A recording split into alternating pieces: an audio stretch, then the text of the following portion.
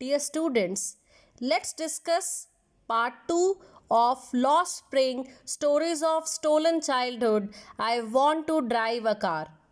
Dear student, in Firozabad, the author meets Mukesh. Mukesh, who wishes to be a motor mechanic. And Anis asks him if he knows anything about cars. So he replies that he wants to learn to drive a car, but he doesn't know much about cars. An author feels that it's quite impossible in the dusty streets of Firozabad. Dear students, every second family in Firozabad is engaged in the business of bangle making because Firozabad is the center of India's glass blowing industry where generations after generations have been involved in this business. The people of Firozabad involve their children in the bangle making industry without knowing the consequences. They even don't know that it is illegal for children to work in the glass furnaces where temperature is so high, there is no ventilation, dingy cells without air and light. And dear students, do you know that if a law is in force there, so 20,000 children would be out of the hot furnaces. Dear students, here Mukesh, he proudly announces that his house is being rebuilt and he takes the author to his home. They walk down the stinking lanes and the lanes are chalked with garbage. Dear student, there the author finds small houses and dirty construction with wobbly doors, no windows, and dear students, families of humans and animals, they coexist in a primitive state. So dear students, when finally author reaches Mukesh house, so she finds a frail young woman. Frail means a weak young woman. And you know who is she? She is the wife of Mukesh's elder brother. And dear students, she is preparing the evening meal for the whole family. And the moment Mukesh's father enters, so like any other daughter-in-law, she covers her face. Dear students, Mukesh's father has toiled very hard. Toiled means he has worked very hard all his life, firstly as a tailor and then as a bangle maker. But he is not able to renovate his house or send his two sons to school. You know, all he could manage is to teach his students, his two sons, the art of bangle makings. And dear students, he has achieved what many have failed to achieve, that at least he has a roof over his head. The next case is of Mukesh's grandmother.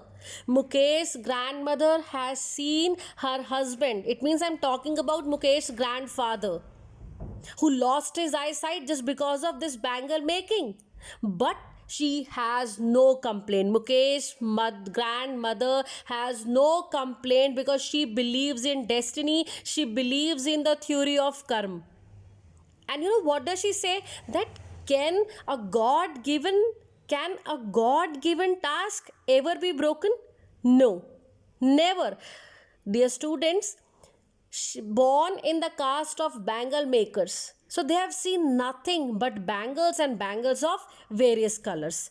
Dear students, the author notices one more thing, that most of boys and girls sitting with their parents, and they are also involved in making the bangles, and they are welding the pieces of colored glass into circles of bangles.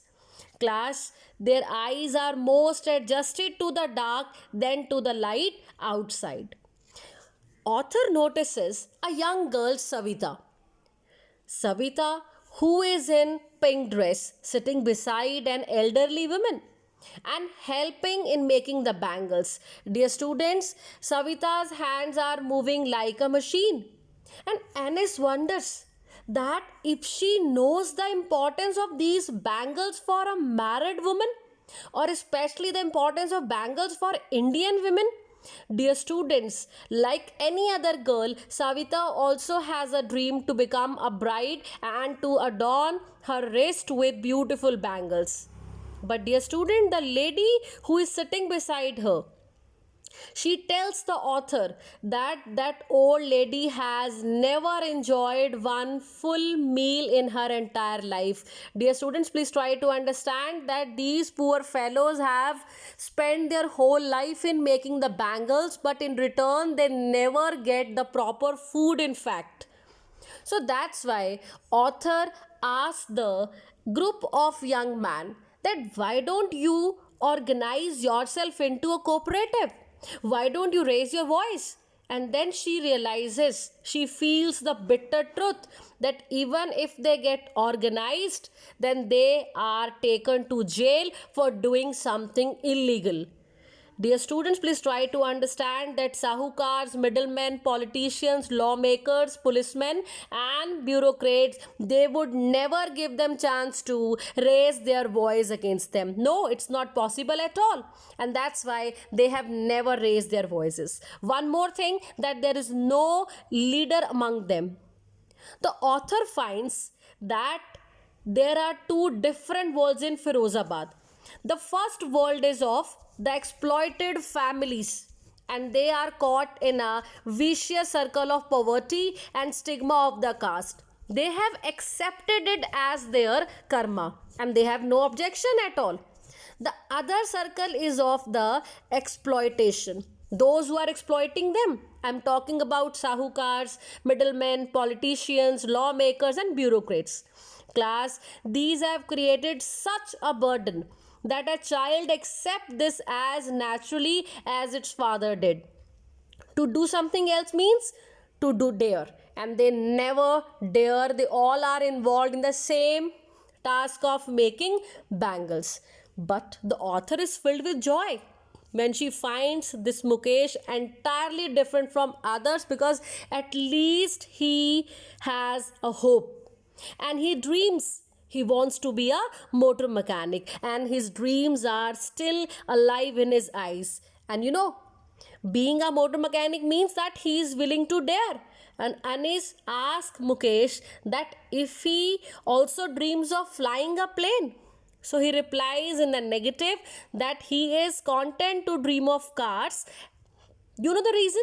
Because few planes fly over Firozabad. So this is what we have in our part 2, Lost Spring. I want to drive a car.